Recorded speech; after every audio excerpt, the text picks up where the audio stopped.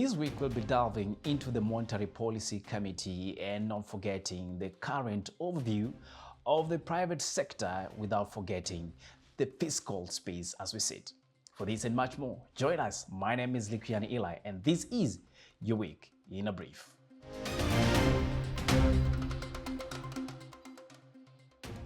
Your week in a brief starts now.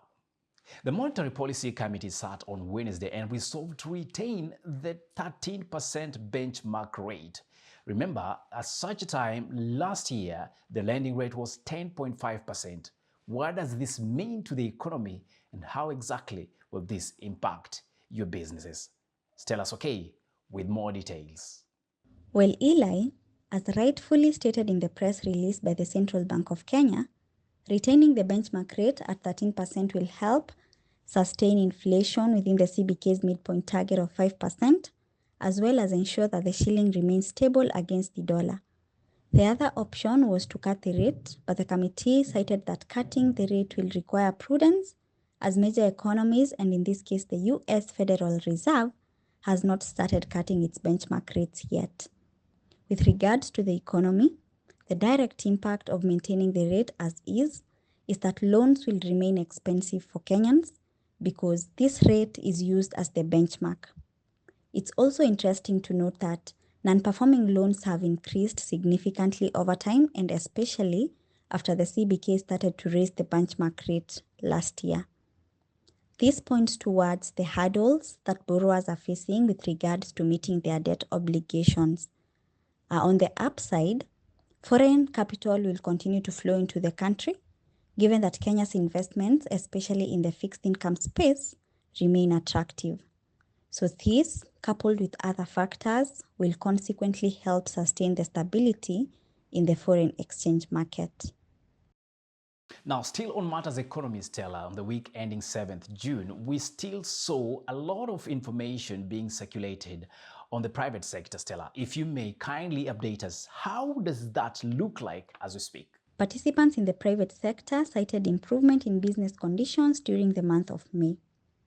So most managers noted that there was increased activity as consumers made more new orders, and the main contributing factor was a decline in input costs for the second month in a row, as fuel and electricity prices continue to decline.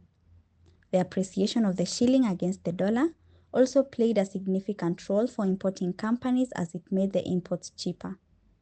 It is also important to note that as new orders increased, most firms reported an increase in output, which consequently necessitated hiring of more support staff. Quite some green shoots on that front. However, Eli, of concern is the significant increase in non-performing loans, as mentioned earlier, with the commercial bank's non-performing loans ratio increasing to 16.1% in April from 15.5% in February 2024.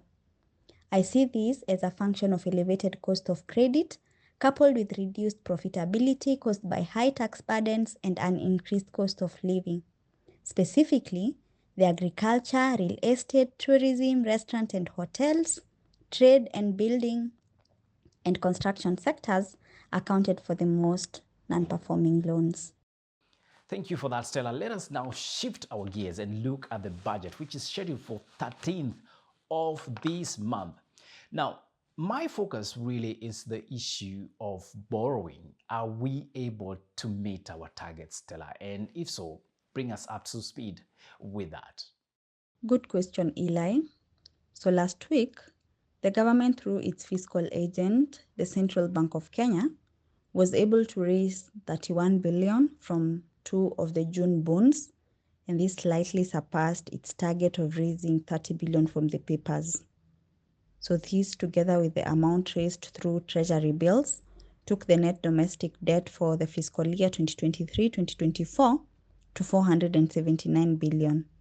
However, based on the second supplementary budget, which was also approved by the National Assembly last week, the government is 110 billion behind its target for the current fiscal year.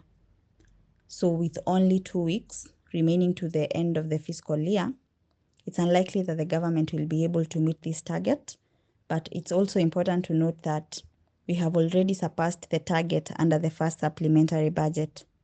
So while we remain behind the target under the second supplementary budget, I view these as a strategic target revision for borrowing optics. I have been your explainer, Stella Swakei. Unfortunately, that's all the time we had for you this week on our brief, but we still keep ourselves busy with the happenings around the parliament on the 13th of June without forgetting the case of Okiya Omtatah challenging the finance bill 2024-2025. Remember, on the 5th of June, the world commemorated World Environment Day, and special significance was keying into the issues such as desertification, restoration, among others, including drought resilience. If we don't take care of nature, nature will definitely take care of itself. My name is Lipian Eli. On behalf of Mizani 254, Stella Swakei, and every other person that made this work, have yourselves a great week ahead. See you next week, Monday, same place, same time. Good night.